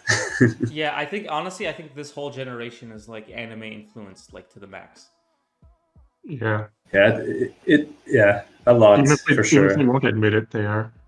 Yeah. Yeah, there's always there is like a big chunk of the industry that kind of like is not a fan of anime, but I feel like even if you're not, there's you have like at least one Japanese animation that kind of like you were like, okay, that's cool. Thank you for the follow, Derb10. Welcome. That's a good name. Derb10. I like that name. Yeah. Is your favorite animated moment the same as the kind of scene you wish to create? I guess so. It must be, right? Because I feel like if you could choose to work on choose to work on any project, any adaptation, remake, personal project, whatever, without having to consider, I don't know. Maybe I would have picked the Avatar: The Last Airbender. Oh yeah? I think so. That seems like something I would have loved to be a part of. Yeah, probably boarding on that. Like, I'm sure that the board artists at Nickelodeon were so refreshed to work on that. Yeah, I know. They went from like SpongeBob or whatever, and then they're like, all right, now do realistic anime fights. That's a pretty big jump. But SpongeBob's pretty dope too, not gonna lie. Yeah. Honestly, I would really like to work on SpongeBob. Yeah, I Mm. probably would too. Damn. When you do your interviews, do you say your favorite animation is by the studio you're interviewing for? Yes. Chloe, 100%. Actually, Yeah. as long okay, so like let's say you're interviewing for DreamWorks, don't say a Disney movie, right? But you can say like you could say That's the Spirited biggest Away. slap in the face. Yeah, but you can say Spirited Away, right? You can do like something that's like so non-real, like they're not competing with Ghibli, right? You can Just say the other correct movies. answer. Yeah. Just say Prince of Egypt. Yeah, you can say Prince of Egypt. Yeah, that's a good movie. But yeah, please don't say. I think I did mention like liking Ratatouille, but it was not. I didn't say it as my favorite movie. I was just like, I like that movie. I like. Yeah, Brad it's a Bird. big no-no. Yeah, Definitely not. that'd be crazy. Yeah, well, Disney DreamWorks, definitely the rivalry is there, you know. It's true. Yeah. That there's like animosity behind. Like literally, the birth of DreamWorks was literally to spite Disney. So Yeah, if they're like, I don't know, Tarzan, Beauty and the Beast, and they're like, you like Shrek? You're like, ew, no. yeah. They never made up. Hey, there's no beef. No, not with the artists, but you know, the history Yeah, is there. that's true. The history is very. I mean, Shrek was made to make fun of Disney. I know they were yeah, subtle about it, but Oh, you know, very subtle.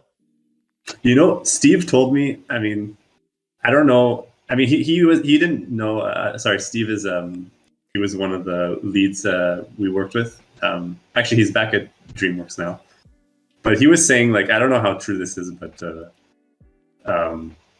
basically, like the fountain at DreamWorks, Yeah, it's kind of apparently. Is it true that's kind of in the shape of Mickey Mouse? It's like 3 circles or something. I don't know. I never noticed. Oh, apparently, okay. So this is definitely just rumors, and I don't know like how true it is because like the Jeffrey Katzenberg, right? He's the founder of DreamWorks, yeah. So like apparently he made the fountain that shape, and then there's like water streaming into the fountain, right? Into the pond, sorry. So he said it's basically like people pissing on Mickey Mouse or something like that. Really? But that's the rumor, you know. It could I- just be made up, like kinda people just believe saying stuff. But I like to think it'd be true. That'd be pretty funny. Yeah. I mean, they make a whole movie dedicated to shitting on Disney, so I mean, yeah, who knows? but Who knows? Who knows? I mean, yeah, how petty can you be? I mean, I guess I don't know it's what like. maybe a I giant don't know. collab will come one day. I mean, after I just heard that fountain thing, seems unlikely. Yeah, I don't know. That seems a bit far fetched. But yeah. Yeah, what was the what, Yeah, there was if what was there's the other anything- question? There was like any personal project. Oh wait, Gabri asked about Sheridan. Yes, if Gabri is still here. Gabri's still here. I know it's late Okay. in France. You can answer. Maybe Gabri will watch it later. True. Always watch the VODs. All right, Sheridan advice. I feel like Sheridan's changed so much. I know they don't really do 2D as much. They don't do it like are you talking about like hand drawn or just 2D Yeah, in hand general? drawn. Like I don't know. If I'm pretty there's- sure they don't do it at all anymore. Like you don't even get an Really? introduction. That's what I heard Like, there's because no I went there. I went there recently just to hang out with Jason, the technologist, and he was telling me a little bit how it's changed. And yeah, there's even in first year you don't do any hand drawn. You just go into computers right away. Really? Yeah. All right, Gabri, I want you to buy the Animator survival kit and then do it on your own time. I'm adding 5 walk cycles to prepare for my movie. You're making a movie? Do they make movies there now? I hate TV Paint. Really? That's not very. No, French of you. that's what she said. Yeah, I know. That's not very French of Gabri. Oh, Hand drawn on a computer, at least though. Do they? I imagine so, yeah. Okay. Probably. Damn, I kind of missed because when we started, which granted, we didn't go to school in the 90s. I don't know why they taught us on like light tables. No one was using light tables at that point. Yeah. Anyway.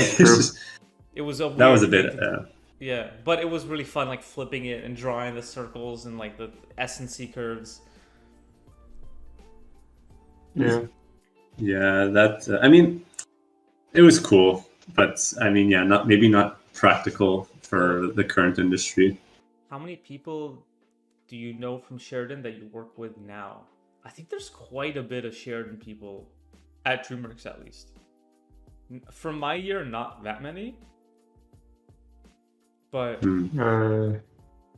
don't think that I work with my own directly. Dean Dubois. At Disney, no? There are people, yeah, there obviously are people, but none that like I personally knew. Yeah, true. Dean Dubois is a Sheridan grad, and others. Domi Shi is a Sheridan grad. I don't work with her, and it's not DreamWorks, but she's up there, you know. I did work with a lot of Sheridan people at Pipeline. Yeah.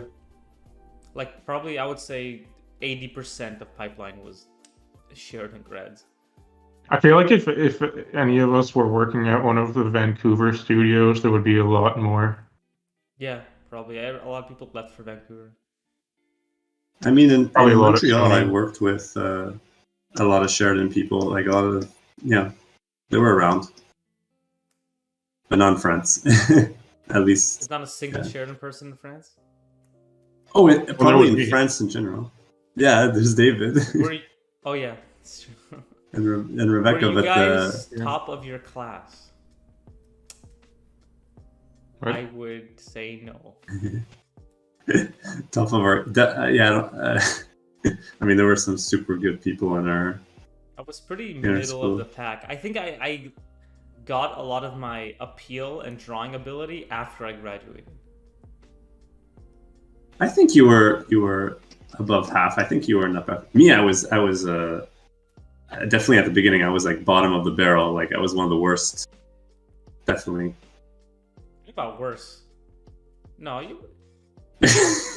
you weren't. That was pretty bad. I don't remember. Yeah, I was pretty bad. I feel like I was also pretty bad at the start. I didn't even know how to light draw. Oh yeah. Life drawing. Yeah. I mean, Chloe's shocked by. Hey, consider the success stories. We started from the bottom, now we're here. I feel like I was always in the middle. I mean, you were one of the most efficient, David. Like you really had good work ethic, so that's why it really paid off.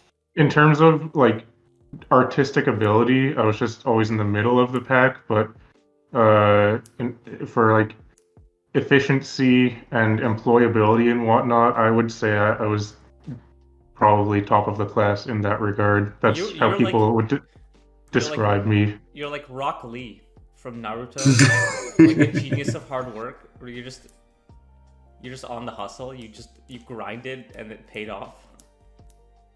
Yeah, I guess so. I've never really watched much of that, but it sounds about right. I mean, yeah, I mean, it's common saying, but it's really feels so true after seeing how people progress in careers, after school and everything. The hard work always trumps the talent. Yeah.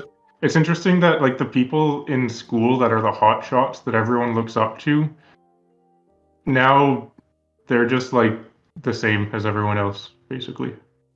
Yeah, that's how it seems to me anyway. it's really the people who want it and push the most, because some people, like, they're super talented, but then they get in and they realize maybe they're not as interested, and then they do something else, or they, maybe they decide to, it's you never know. Like, once you get the job, it's really different from just like studying for it. But yeah, it's always the people that kind of like keep pushing themselves, even if they get to a high level, they keep trying to push. We all kind of, like, I think all of us have had to put in a lot of work. Like Daniel, you like said how like you were burning yourself out getting for the DreamWorks internship. Yeah. David, you were always having like a really good work ethic and meeting deadlines. And like, even for me, like, I was like bottom of the pack in the first 2 years. So I realized that, and I was very self-aware about it. So I kind of like cut out some things from my life. Like, I stopped playing like video games as much. I like, you stopping to play League of Legends was probably the best decision you ever made. Yeah, that was the thing. League of Legends, I remember I loved the game, but like I realized like the mentality it puts you in, you really makes you want to play, and you think about the game all the time. You had to stop playing League of Legends so you could work on League of Legends. Yeah. Oh, whoa. But yeah, there's still some people who play at the studio, but yeah, just basically you have to kind of push yourself, have a good work ethic, and make sacrifices if you really, really want a career in this industry.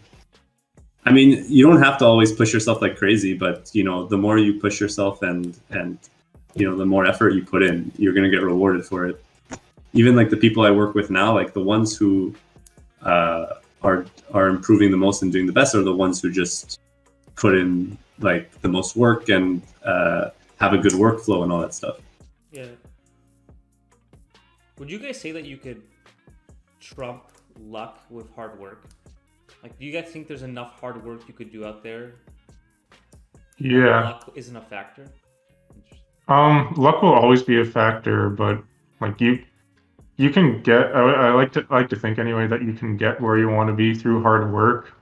There will be times when you do just get lucky, or people that aren't working as hard just get lucky and they just happen to be in the right place at the right time. But I like to think that it is possible to get there through hard work, even if you don't get that bit of luck. Yeah, true. If you were I agree with that. Would you follow the same steps you took the first time? I'd probably work harder in school. I probably would have put in a bigger effort, because I was kind of a slacker. I was known for slacking. Well, are you happy with where you are right now? Yeah, I guess so. Then if you did the same steps, you would be where you are right now. That's true. That is true. Your luck increases as you work harder. Ah, interesting. Yeah, that's true. It's easy to attribute something to luck when it actually isn't luck at all. You might just not realize what you did to make it happen. Yeah, there's like, you work hard to give yourself more opportunities to get lucky. I think the question is more like, if you are someone who's studying and going into the industry in this day and age, like, how would you work how would you work for the industry, how the industry is now? Okay, I would have made a social media right away.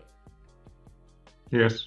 I think I attribute that's the biggest part of what got me any attention.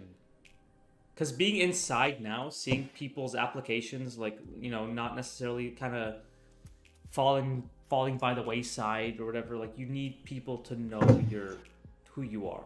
And I think that starts with like social media. I didn't start it until I was out of school, which was, I think, it worked out fine, but I think it could have been a lot better if I started right away. There's a lot of people who were on top of that and already had a big following and were getting job offers, and like Justin, for instance. So it's not the most important thing, but I do think it's an important aspect to it. That's a good way to mitigate luck, I think. I think it depends, yeah. I mean, obviously social media will get you attention, but yeah. Because I remember asking someone at DreamWorks who could hire someone, right? I'm like, if there's two equal artists, right? One of them is has no social media presence, but they this exact same skill level, and one has a big social media presence, and you guys have been following each other for 2 years. Who would you hire? And they're like, the person who I know online, obviously. Right? With equal skill, people knowing that you post consistent work, you know, you're socially active, you try to make, you know, connections that way. Because if you're trying to make connections in the studio and you don't live there, that's the only way is social media now. No, that's a good point, yeah, because networking is huge. Yeah. Definitely. Like, networking is almost more important than the, you know, not more important. Obviously, the portfolio still has to reach a standard, but... Yeah, but it's true. Like, there's so much talent in the industry. It's so, like, competitive that, you know, you need to really stand out and get people to see your work before, like, they can even judge it. How do you network without being cringy? Just be friends with people. Like, just be friends and don't push. Don't be like, hey, get me a job. Just, you know, befriend them online. Say, I love your work. Comment on their stuff. Like, you know, that's pretty much the most you can do.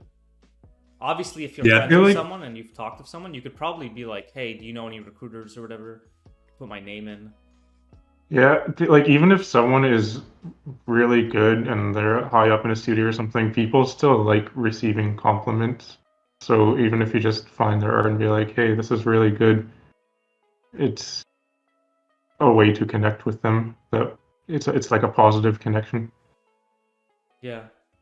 Back on that LinkedIn grind. Yeah. Apparently LinkedIn's good. I don't use LinkedIn really. Oh, really? Apparently it's good for posting stuff. Like, people just post their art and stuff on it. I didn't really know that.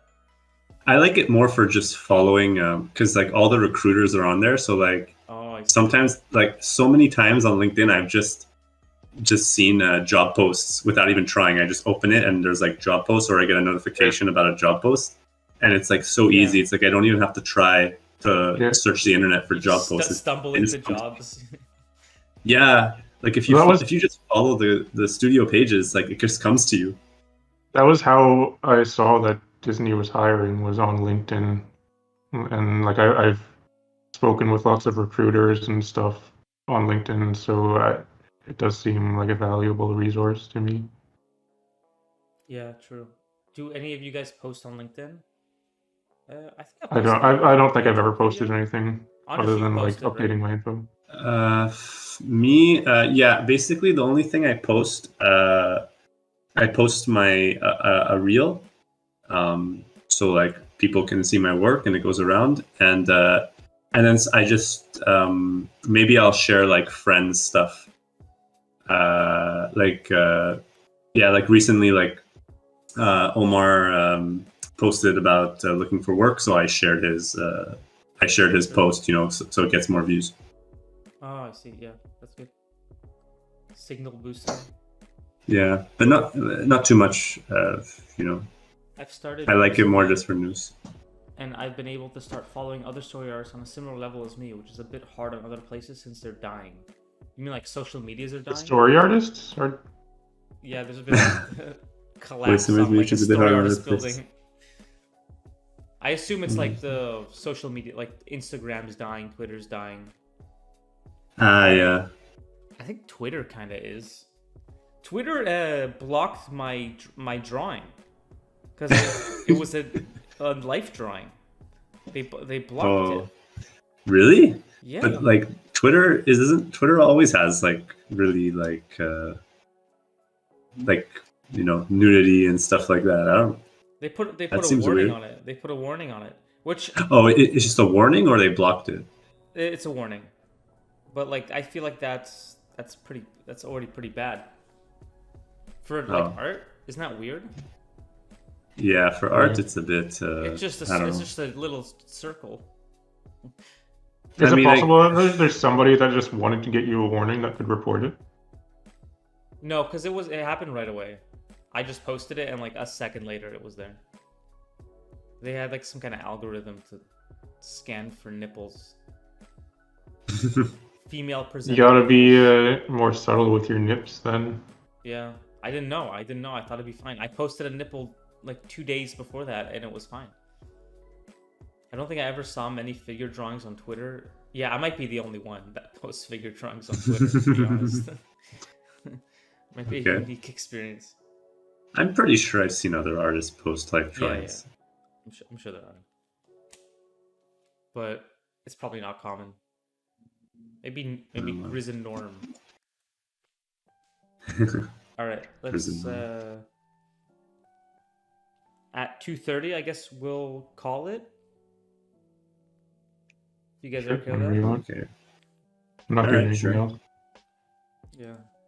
I know it's late for you, Andres. And it's a Sunday. Sunday? That's okay, but we have the day off tomorrow. Oh, true. But yeah, midnight's the cut for me, so Alright. that's okay. That's family. Let's do a couple more questions. Instagram seems a bit more lenient. Yeah, I've never been flagged on Instagram. Do you still post stuff on TikTok? Kinda. It's hard for me to see the point, but I watch TikTok. I do sometimes post on it. Sometimes if I get like a funny clip or I'll post like a comic, thing that you could swipe through. The worst thing that happened on Instagram was someone commented on my life drawings and called me gay. Oh my god, really? Yeah, because it was a male nude drawing. Wow, okay. Like, isn't it a little gay? And I was like, first of all, okay, that's what, who cares? And then another thing, it's like, oh, you draw a dick, that makes you gay. Like, I mean, you not know anything about art or drawing or social media? Like, I don't know. It was very weird. That's the internet, huh? Other than social media, is there any big step you would take to get into the industry? I don't know. Big steps? I would probably go to like Lightbox and stuff. Maybe I'll try to I know people sometimes find work from the tables in Lightbox. Now, I'm not telling you to table at Lightbox to find a job, because that seems like a big jump, but I know that does happen. Did you get a table for, is it too late now? I didn't. So any of you have personal projects you'd like to do? Yeah, I'm working on a short film right now. What about you, Anders? What about David? Well, for personal stuff, I just make meme videos about magic now. I did make an animated short a couple of years ago. And yeah, you made a COVID one, right? Yeah. I would like to do more stuff like that. I don't have any particular ideas right now. Although, I guess I would like to work more with Rebecca's Fuzz Time thing to make more stuff with that. That would be cool, I think. Oh, true. The Snug. If that could become popular, yes. Comics or videos about Snug. True. Snug the bear. Nice. I'd do more stuff with that. Sounds like fun. Nice. What about you, Andres? Me, no, nothing. Nothing cooking? Nothing cooking, but I don't know. It'd be nice to do some writing on something, either for like a film or just a novel or something. Just because, like, I mean, I always liked writing, and I mean, we our whole job we're always working on other people's stories, so it'd be cool to just like write something that like is my own. Yeah. And it'd be a nice, refreshing change of pace from just animating. Have you written anything yet? No, it's just something I've been thinking about. Sure. But again, nothing cooking. Yeah. Hey, it's time to get in that kitchen, am I right? Maybe. Snug the Amazing is on Instagram. Yes, you guys should check her out. You can link it, Rebecca, if you want. Does Twitch let people send links? Because I notice in my when I stream on YouTube, some people will try to link something and it just doesn't even show up. Oh, I think I could set it to allow links or not. Sometimes. So I think I allow links. A lot of people I don't see. allow links because it could be like spam or anything, but I don't. Yeah, it's a lot of spam. That's why. I'm sure if you have like, you know, a huge, like 10,000 viewers and they're all spamming stuff, I'm sure like you have to stop it. Are you in the animation guild? If you are, what's that like? I am. It's good. You get healthcare. You get pension. You get like wage protection. Yeah, it's good. You just have to pay like $128 every like 3 months or something, and you basically get. I have better healthcare here than I did in Canada. Yeah, the guild is pretty good. Yeah, it's probably the best part about being in LA. Yeah. Having an animation guild. I wish more countries were unionized and stuff. You Yeah. have to be in the guild to get some jobs. You don't have to be in the guild to get the job, but you'll have to join the guild when you start working on it. Yeah, I'm going through that right now. Mhm. Yeah, you have to pay like the initiation fee is pretty high. Mhm. But then when you join, are you a member for life, or how does that work? No, you have to pay dues. So if you Oh, stop so what if? paying- But if you, even if you like stop working in animation, if you keep paying the dues, are you still a member? No, I think you have to have work a certain amount of hours per year or something. Don't I quote me see. on that because I don't really know. Hmm. But I think it's about a certain amount, because I know to get the healthcare you have to work like a certain amount of hours out of the year. And I think it ends Yeah. up being like 4 months total out of the year. So I remember I didn't have healthcare until like the first 4 months after. And then they're like, all right, fine. Did you just like not have any healthcare, or because for me, I just bought a travel healthcare thing from I Canada. had no healthcare. Actually, it That's fucked up my risky. taxes, yeah. They're like, hey, you're getting taxed for not having healthcare. And I was like, that doesn't make any sense. Oh my god. Oh yeah, there's what do you look for in a project you're applying to work on? I've been at DreamWorks for too long to answer this. You guys could answer this. I don't know. Well, I've never really applied somewhere for a project, I guess. Like I apply because I want to work at the studio rather than at a specific project they're making. Because a lot of time when you go to a studio, you don't know what you're going to be working on. It could be on something that hasn't not even been announced yet. Mhm. That's true. And by the time you see that product out in the world, and you want to work at that studio, like they're already done that. Yeah. Actually, I Yeah, guess not. but depending when you join, I mean, they usually show you some work, either finished or work in progress during an interview if you sign an NDA, Yeah, true. so you can see. But I mean, I don't know. I think for me, I'm kind of. I mean, I didn't always have the choice. Sometimes you just need to take the job you get. But I think like I have applied to studios for specific projects that I knew they were working on, and I mean, I think it's kind of similar to what most people pick. Like either if it's a project that's really cool that you're interested in, if it's a project that will give you like quality work for your demo reel that you'll learn from, yeah, or if it's just a studio that that people say is nice to work at. Have you always had to test for projects when you do get hired on? I've never tested. Oh no, I have tested once before. They asked for 2 pages. They asked for like 5 pages of script. I did 1, and then they're like, "Can you do the rest?" And I said, "I don't have time for this," and I didn't do it. That's the only time. Did you get the job? No, I did not get the job. Yeah, I don't think that I've ever had to test for a job. No. Me, for Mercury in Canada, they asked me to do a test, but then at the same time, I got the job from Pipeline, so I just ended up telling them no instead of doing it. But doing a test after getting hired, I don't think. I think it's just basically training, but not an onboarding, but not actually a test. I think after getting hired, I don't think so. I guess your first shot or sequence is probably like a test. Yeah, Probably more or less. Mm-hmm.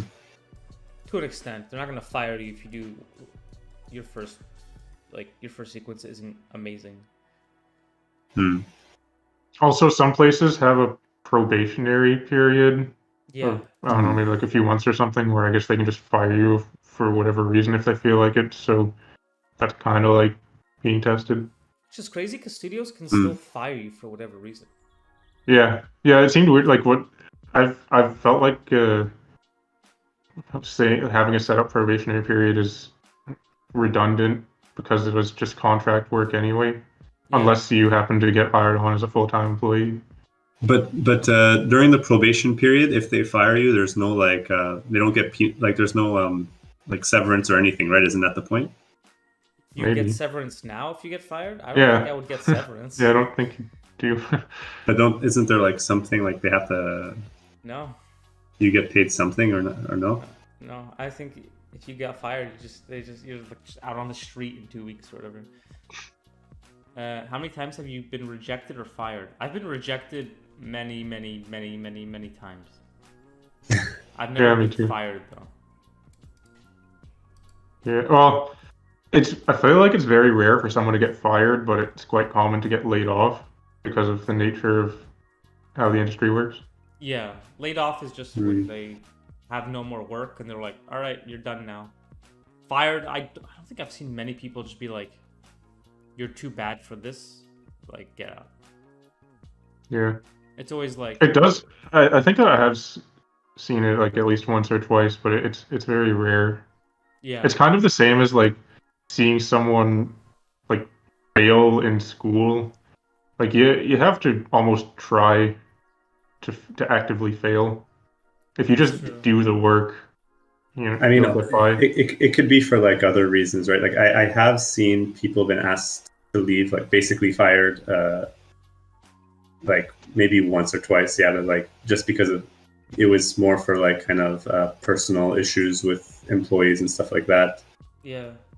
But yeah. All right, this will be the last question. Rejected so many times. Yeah. This will be the last question. Chloe says, how do you handle rejections? All right, see you, Bailey. Thanks for stopping by. Bye. How do you handle rejections? All right. I feel like at the start, I handled them bad. Because I was so desperate to like leave Pipeline. Not because of Pipeline, I gotta reiterate, just because of the situation I was in at the time, and I really wanted to move in the future. So when I did get rejected before, I took it pretty bad. It was pretty hard. Now it just kind of like, I look at it and be like, I'll just go somewhere else then. yeah. But yeah, I guess now I handle it fine. And, you know, a lot of times it was like, you know, wrong timing, wrong, you know, this kind of getting, you know, I wouldn't update my portfolio or whatever. And I don't really blame them or for rejecting me. I don't know. Andres, what do you think? I mean, it sucks. I don't know, even whether you have no experience or when you have a lot. Obviously, when you have less experience, it's harder. So it's like puts you in a worse situation. But I mean, at least for me, like it always sucks getting rejected. You know, you kind of try to build a tolerance to it, but you know, it's a tough industry. Like even when you get lots of experience and you think like you can get a job anywhere, like it's never that simple. So yeah, and especially if there's like studios or projects you really want to get on and then you get rejected. So yeah, for me it sucks, but I mean, I think you kind of, it's kind of sad, but you get used to it to a certain point and just you know, you focus on the positive things. Is it on when you don't know why you got rejected also? Because you don't know, like, if you feel like you did everything right, but you still get rejected, then Yeah. how are you supposed to make adjustments in the future? It hurts a lot more when you get rejected after an interview, because then you're like, Yeah, oh, I guess they just didn't what like. did I do wrong? They just didn't like me as a human being. They didn't like. They liked my work enough for me to get in the door, but then they're like, kind of vibes are off. Your vibes are off. Get out of here. I think that feels worse. Yeah, Rejected off vibes, not your work. Like your work is great. You're just fucking weird. Yeah. Oh yeah, but you know, sometimes it's just, especially when you apply to like those big studios, it's never like just like that. It's just like there's so much competition that you know. Yeah, and chances are, you know, the person hiring has a friend they have in mind. Yeah. You know, it's how it goes. One day Yeah. you'll be that friend. You know. Never take it personally. I guess that's the best Yeah. advice. Don't take it Yeah. personally. Also, I guess expect it to happen because it's going to happen. It happens to everyone. It happens to like the best artists. Mm-hmm. Thank you for asking Yeah. all the questions and telling us about baguettes. Yes. Thanks for coming, guys. I guess that'll be the last question. Thanks for joining. We gotta us. give credit to Gabri for the baguette info. Yeah, Gabri did give us a lot of baguette info. It was fun not having to draw for once and just being able to chat. Looks like thanks for joining. Thanks Andres and David for coming on. Well, thanks for having Thanks for us. It was really fun. All right, we might do this again. I don't know. Maybe just more chatting streams. Maybe we'll come with better prepared conversation topics. Maybe. Maybe not. Maybe we'll think about it. Yeah. I kind of like the baguette tangent we went Yeah, on. Tangent, yeah, that's true. All right, bye guys. Yep.